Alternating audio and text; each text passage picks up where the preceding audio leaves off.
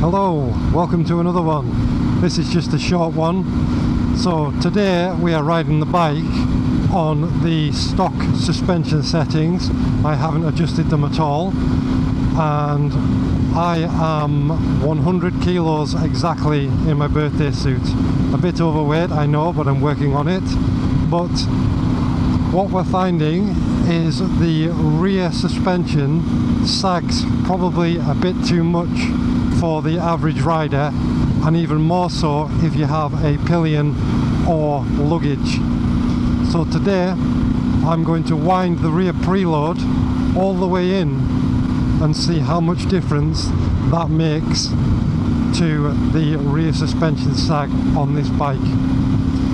We will do a more in-depth static and rider sag video in the future, which will include measurements and pieces of string and percentages and maths, but I'm pretty sure the stock spring is too soft for my weight, so I'm going to just wind it all the way in to the max and see how much difference that makes on the ride home.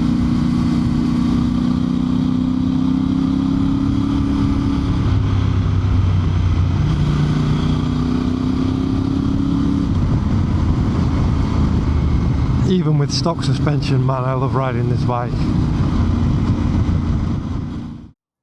So that's the preload adjuster there.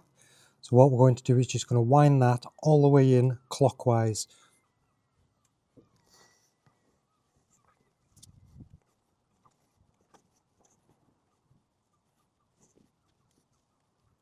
Wow, I need a break. That's 19 turns.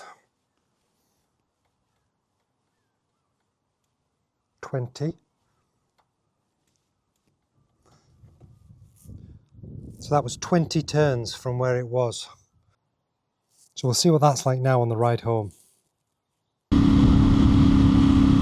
I'm now riding the bike after adding 20 full turns of preload on the rear shock. So that will have compressed the spring and added more pre-tensioning to the rear spring. So that will have reduced the sag, both static and rider sag. Now I don't know if it's placebo or because I know that I've done it, but it definitely feels like it's higher at the back end, and that will have put more weight onto the front of the bike. Now I don't feel that through my wrists. It doesn't feel like there's more weight on the front end of the bike, but it definitely feels like the back end is just pitched up higher.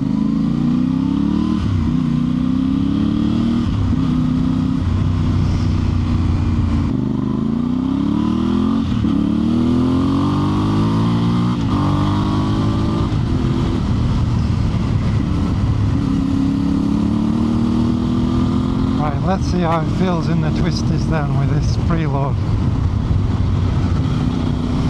A bit slidey, then again it is winter under the trees on a wet road.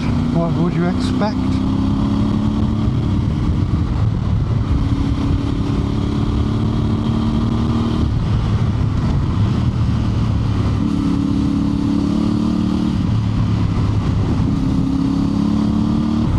To be honest, it feels pretty good.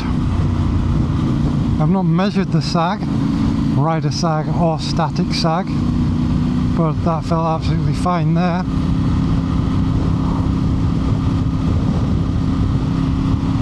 So first impressions is it has made a difference, and the back end does feel pitched up higher and more weight on the front end. Now I've just gone fully wound in because I know my weight, and I'm led to believe the spring is quite soft. So in the next video on suspension, we'll actually measure the static and rider sag and just see how close it is to the optimum that we're looking for. It could mean we need to buy a stiffer spring because it's not ideal having it wound to the max. It would be good if we could have it somewhere in the middle, so we have some adjustment to go softer or harder, whereas at the moment we cannot go any harder on the preload. So thanks very much for watching this short video.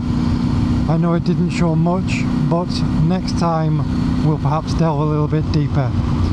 So if you want to see that video, please subscribe to the channel, and then you'll see when we post new content. So that's it for now. Catch you in the next one. See you later. Bye bye.